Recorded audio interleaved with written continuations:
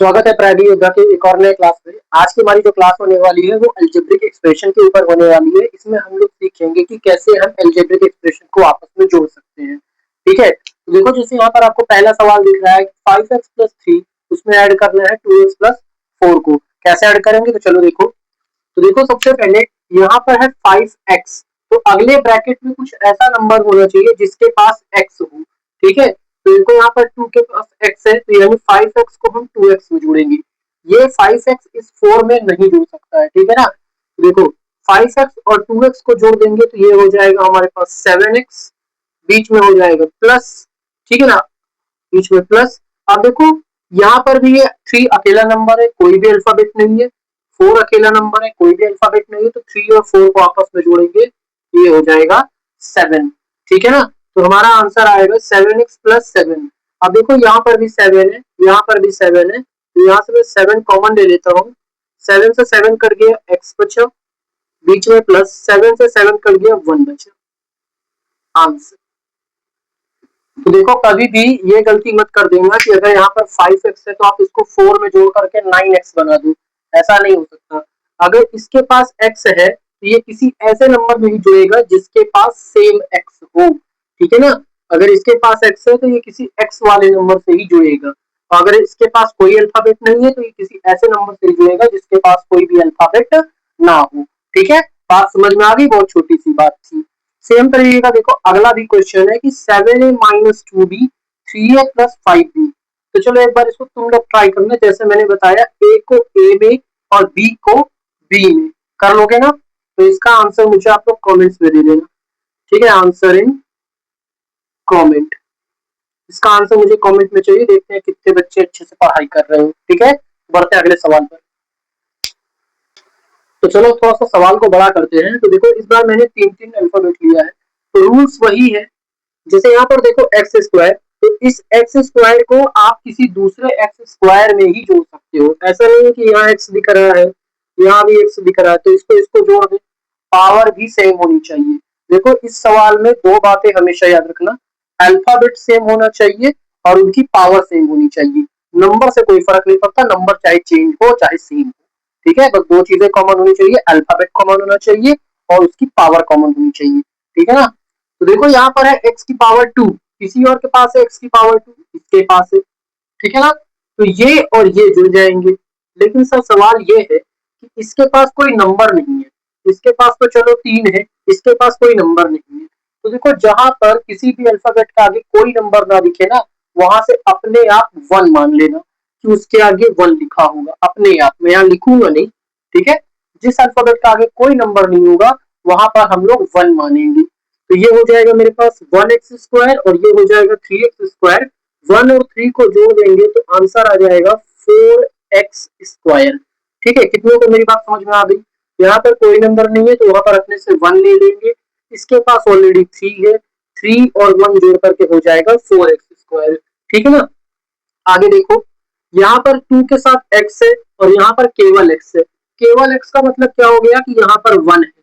ठीक है ना, तो अगला काम मैं करूंगा कि इस 2x और इस x को हल करूंगा। तो देखो ये 2x प्लस में है, ये x माइनस में है।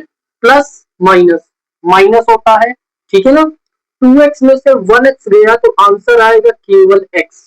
अब यहाँ पर मैं चाहूँ तो ऐसे करके 1x भी लिख सकता हूँ, लेकिन मैंने पहले ही बता दिया ना कि अगर अल्फाबेट अकेले लिखा है उसके आगे कोई नंबर नहीं है तो वहां अपने से आप 1 मान लो। ठीक है ना, तो 2x में से x गया, बचा x 1x।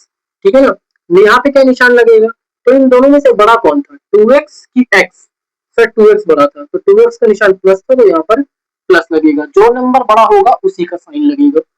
आगे देखो यहाँ पर ये केवल एक नंबर है और यहाँ पर ये केवल एक नंबर है, इसका निशान प्लस है, इसका भी निशान प्लस है। 5 और 1 मिला करके हो जाएगा 6। ठीक है, 5 और 1 मिला करके 6, सीधा सीधा मेरा आंसर। कोई डाउट, बिल्कुल नहीं है, बात समझ में आ गई। अब देखो सेम तरीके का अगला सवाल है 4m plus 3n minus 2p, जिसमें ऐड करना है 2m minus n plus 4p। ठीक है ना, तो इसे तुम लोग करना और मुझे कमेंट में आंसर देना कि सर समझ में आया या नहीं समझ में आया। सेल्फ लिख रहा हूँ, सेल्फ। ठीक है, इसको तुम लोग करके जरा आंसर बताओ जल्दी जल्दी। ठीक, बढ़ते हैं अगले सवाल पर। तो देखो इस बार सवाल को मैंने थोड़ा सा और हार्ड कर दिया है। इस बार देखो 8y² माइनस 4y, जिसे ऐड करना है 2y² प्लस 4y माइनस 7 में, यानी एक ब्रैकेट में केवल दो चीजें हैं और एक ब्रैकेट में तीन चीजें हैं। कैसे हल होगा चलो देखते हैं। रूल एकदम सेम रहने वाला है। जैसे यहाँ पर देखो y की पावर 2, y की पावर 2, यानी कि ये और ये आपस में पहले इनको जोड़ लेते हैं। तो देखो 8y² और 2y², 8 और 2 मिला करके हो जाएगा 10y²। बात समझ आ गई, 10y²। अब देखो यहाँ पर एक y है और यहाँ पर भी एक y है, ये 4 माइनस में है, ये 4 प्लस में है। तो देखो यहाँ पर ये माइनस ये प्लस, और अगर एकदम वैल्यूज देखो एकदम सेम है, 4y 4y, एक भी डिफरेंस नहीं है, सिर्फ निशान उल्टे हैं। अगर वैल्यू एकदम सेम हो और केवल निशान उल्टे हो तो इसको आप यहीं पर काट दो, क्योंकि इसका कुछ आने वाला ही नहीं है। 4 में से 4 गया जीरो, जीरो का कोई मतलब नहीं है। अब कुछ लोग कहेंगे सर कि हम जीरो वाई नहीं लिख सकते हैं, तो आंसर है नहीं। आप अल्फाबेट के साथ जीरो नहीं लगा सकते हो, ठीक है ना। वो डायरेक्टली सेम वैल्यू अगर होगी, अगर सब कुछ सेम है सिर्फ निशान उल्टे हैं, तो उसको आप वहीं पर डायरेक्ट काट दो। तो ये और ये तो कट गया, लेकिन अब बचा ये 7 और यहाँ पर कुछ बचा नहीं है, तो ये 7 कहाँ जाएगा? ये 7 बस सीधा डायरेक्टली आंसर में उतार आएगा अपने निशान के साथ। माफ करना, थोड़ा पावर कट हो गया था, ठीक है। तो ये 7 कहीं जाएगा नहीं, तो ये 7 बस अपने निशान के साथ इस आंसर में उतर आएगा और यही मेरा आंसर बन जाएगा। बात समझ में आ गई कि नहीं आ गई? तो देखो पहले सेम सेम वैल्यूज को मैंने जोड़ लिया, और जो वैल्यू सेम थी केवल उनका निशान उल्टा था, उन्हें आपस में कट कर दिया, और जो वैल्यू बच गई जिसका किसी में कुछ भी नहीं हुआ उसको सीधा मैंने निशान आंसर में नोट डाउन कर दिया। देखो इतना आसान था पहला सवाल। इस तरीके से देखो दूसरा सवाल, अब मैंने इसको थोड़ा सा बड़ा कर दिया है, ठीक है ना। लेकिन इसका कोई भी हार्डनेस यानी कि सवाल में कोई भी कठिनाई बिल्कुल नहीं है। कैसे नहीं है चलो देखते हैं। देखो इस बार मुझे तीन वैल्यूज को जोड़ना है, पहले ये, फिर ये, फिर ये। तो एक काम करते हैं, पहले इन दोनों को जोड़ लेते हैं, इसको और इसको। जो आंसर आएगा उसमें फिर तीसरे वाले को जोड़ लेंगे, ठीक है। तो देखो यहाँ पर है p और यहाँ पर है p, p के आगे कोई नंबर नहीं यानी 1p, p के आगे कोई नंबर नहीं यानी 1p, p और p मिला करके हो जाएगा 2p, ठीक है 2। अब देखो यहाँ पर ये क्यू प्लस में है, यहाँ पे ये क्यू माइनस में है, क्यू से क्यू कट जाएगा। यहाँ पे ये आर प्लस में है, यहाँ पे ये आर माइनस में है, आर से आर कट जाएगा। बात समझ में आ गई? यानी आंसर आया केवल हमारा 2p, ठीक है ना।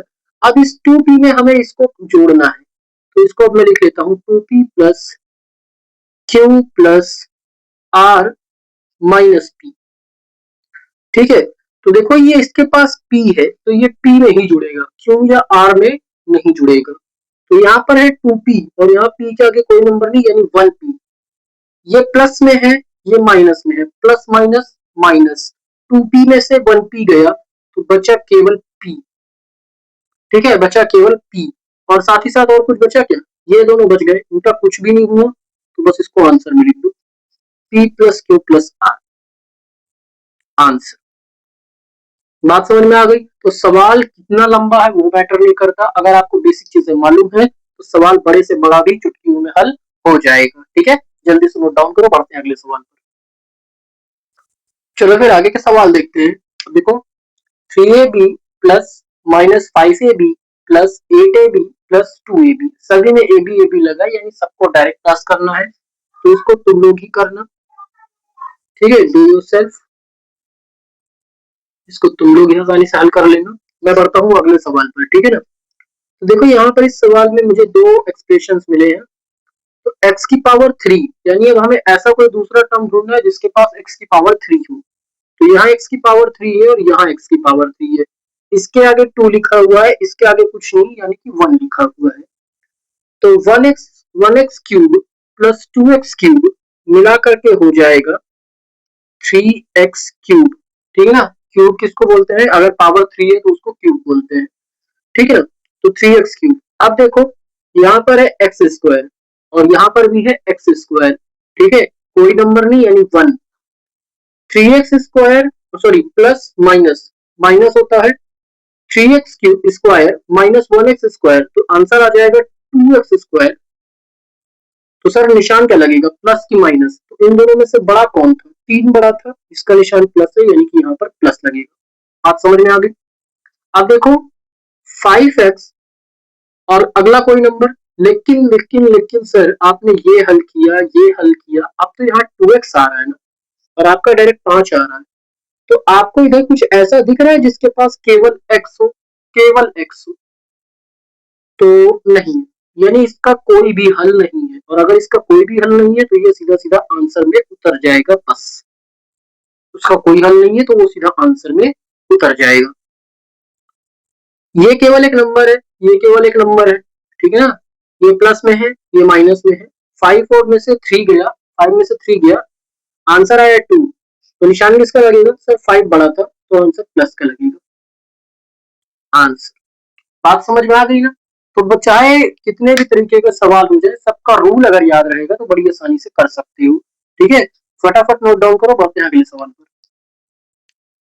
चलो आगे का सवाल देखते हैं। तो देखो 10k प्लस 7, इसको जोड़ना है 2k माइनस 5 में, और फिर उसके बाद जोड़ना है 3 माइनस 4k में, ठीक है। तो देखो इसमें भी पहले 3 एक्सप्रेशन आ गए, तो पहले हम सिर्फ यहाँ तक जोड़ लेते हैं, इसको बाद में जोड़ लेंगे, ठीक है। तो देखो ये 10k है और ये 2k है, k और k है ना, तो 10 और 2 जोड़ देंगे तो हो जाएगा 12k, ठीक है।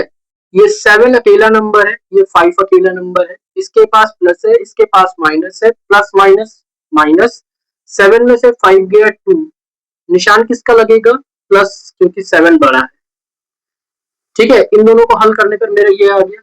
अब इसमें मुझे इसे ऐड कर देना है, प्लस 3 माइनस 4k, ठीक है। अब देखो यहाँ पर है 12k, लेकिन सर यहाँ पर पहले केवल 3 पढ़ रहा है, नंबर पढ़ रहा है। देखो एल्जेब्रिक एक्सप्रेशन आपको ये छूट देता है कि अगर आपके पास k है तो उसको सिर्फ k में ही प्लस माइनस करो, जरूरी नहीं आगे है कि पीछे है, बीच में है, कहाँ पर है, वो मैटर नहीं करता, बस उसका अल्फाबेट सेम होना चाहिए, ठीक है। तो देखो यहाँ पे 12k और यहाँ पर माइनस का 4k, और चूंकि ये प्लस में है, ये माइनस में है, तो प्लस माइनस माइनस होगा, 12 में से 4 गए, आंसर आएगा 8, निशान इसका बड़ा है, प्लस 8k, और यहाँ पर देखो ये 2 का जुड़ जाएगा 3 में, 2 और 3 हो जाएगा 5, 8k प्लस 5 आंसर। बात समझ में आ गई? इसी तरीके से देखो अगला सवाल। अब देखो यहाँ पर दो दो अल्फाबेट है, तो अल्फाबेट 2 हो, 4 हो, 15 हो, 20 हो, उससे फर्क नहीं पड़ता, रूल हमेशा वही रहेगा, ए स्क्वायर बी, तो अगली वैल्यू ऐसी होनी चाहिए जिसमें ए के पास स्क्वायर हो और उसके साथ बी हो, ऐसा नहीं हो सकता कि ए भी साथ में है और बी के पास स्क्वायर चला गया, नहीं, ए के पास ही स्क्वायर होना चाहिए। जैसे यहाँ पर ए के पास है ना, तो अगले नंबर ऐसा ढूंढना जिसमें ए के पास ही स्क्वायर हो, तो देखो ए स्क्वायर बी, ए स्क्वायर बी, ये एकदम मैच हो रहा है, एकदम परफेक्ट मैच। इसके आगे कोई नंबर नहीं यानी 1, इसके आगे है 2, 2 और 1 जोड़ करके हो जाएगा आपका 3 ए स्क्वायर बी। बात समझ में आ गई? अब देखो ए बी का स्क्वायर, अब यहाँ पर बी के पास स्क्वायर है, ए बी का स्क्वायर, यहाँ पर भी बी के पास स्क्वायर है, ठीक है। इसके आगे कुछ नहीं है यानी 1, इसके आगे है 3, ये प्लस में, ये माइनस में, प्लस माइनस माइनस, 3 में से 1 गया तो बचता है 2, सर निशान क्या लगेगा, 3 बड़ा था और उसका निशान है माइनस, तो माइनस का निशान लगेगा, हर बार जरूरी नहीं प्लस का निशान लगे, जो बड़ा होगा उसका निशान लगेगा, ठीक है। तो यहाँ पे 3 बड़ा था, 3 का निशान था माइनस, तो मैंने माइनस लगा दिया, -2 ए बी का स्क्वायर। बात समझ में आ गई? लास्ट में बचा मेरे पास 4, जिसका यहाँ पर कोई हल नहीं है, अब अगर उसका कोई हल नहीं है तो वो यहाँ पर आंसर में उतर जाएगा। बात समझ में आ गई? देखो इतना आसान होता है एल्जेब्रिक एक्सप्रेशन को हल करना। आज मैंने केवल आपको एल्जेब्रिक एक्सप्रेशन को जोड़ना सिखाया है, आगे की क्लास में हम एल्जेब्रिक एक्सप्रेशन को घटाना, पूरा करना और भाग करना, और साथ ही साथ एल्जेब्रिक के कुछ बड़े लेवल के सवालों को करेंगे, ठीक है ना। उम्मीद करता हूँ क्लास पसंद आई होगी, पसंद आई होगी तो वीडियो को लाइक कर देना, चैनल को सब्सक्राइब कर देना। मिलते हैं अगली वीडियो में, तब तक के लिए बाय।